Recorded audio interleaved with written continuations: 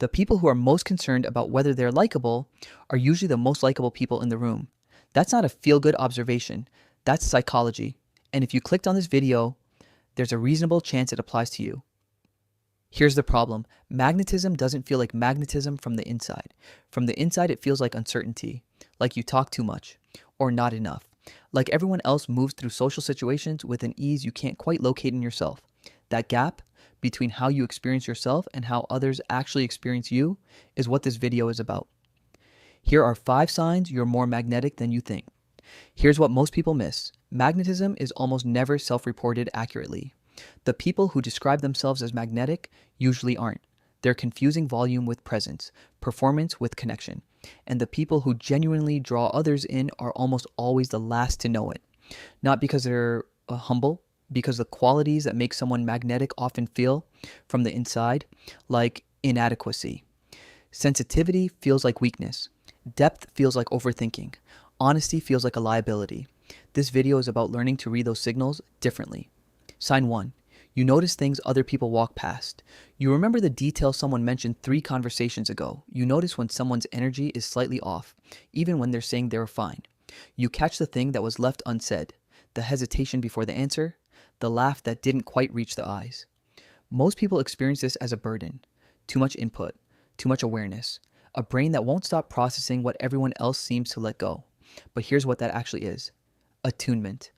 The neurological capacity to read people at a level most individuals simply can't access. And attunement is the foundation of every quality that makes someone genuinely magnetic. Because people don't fall for the person who performs well. They fall for the person who sees them accurately. Researchers at UCLA studying interpersonal connection found something fascinating. Feeling accurately perceived by another person activates the same neural reward pathways as physical attraction. Being truly seen doesn't feel like friendship. It feels like chemistry. And the people who create that feeling aren't doing it with charm or wit. They're doing it with attention. The kind of attention you already have. Sign 2. Conversations go deeper with you than with most people. You didn't plan it. You weren't trying to make it happen. But somehow, people end up telling you things. Things they haven't told others. Things that surprise even them when they hear themselves say it. And you leave the conversation slightly unsure why they told you and slightly responsible for the fact that they did. This isn't coincidence. It's a signal. People don't go deep with someone because they decided to. They go deep because something in the interaction made it feel safe. The quality of attention, the absence of judgment, the sense that what they said would land somewhere instead of disappearing. You created those conditions without trying, without knowing. That's not a small thing. That's the thing most people spend years trying to manufacture. Researchers studying social trust found something consistent.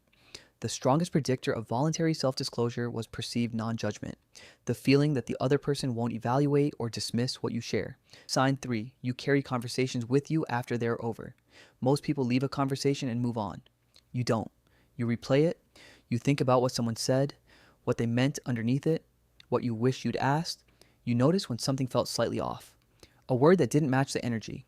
A moment that deserved more than it got. And you've probably spent time wondering if carrying conversations like that means you're too much in your head. Here's what it actually means. People who process experiences deeply are the same people who make others feel that what they said mattered. You remember the conversation because something in it registered, and that registration is visible. People feel when they've landed somewhere versus when they've been heard and immediately forgotten. Think about the last time someone brought up something you mentioned weeks ago, something small, something you'd almost forgotten you said, and for a second you stopped because that moment told you you mattered enough to be remembered. That's exactly what you do for people. Every time you carry a conversation, every time you replay a moment that deserved more, you're the person who remembers. The ones who feel like they landed, they come back. They look for you again. Not because you were entertaining, because you made what they said feel worth saying. Sign 4. You're uncomfortable with superficiality. Small talk exhausts you, not because you're antisocial, but because it feels like a waste of something. You'd rather have one real conversation than 10 polished ones. You lose interest quickly in interactions that stay on the surface. Sign 2 was about what you create for others. The safety, the space, the conditions that make people open up. This is different. This is about what you require for yourself, the standards you hold a conversation to. And if you're a woman, you've probably been told at some point to lighten up. to stop taking things so seriously, to be easier. That feedback is worth examining, not because it's right, but because it reveals something. The people who said it needed you smaller. That's not a flaw. That's a standard. Here's the reframe. That discomfort isn't impatience, it's standards. You're not bad at small talk. You're drawn towards something small talk can't give you. Depth, meaning, conversations that actually go somewhere. And that pull toward depth is one of the most magnetic qualities a person can have, because most people are starving for exactly that.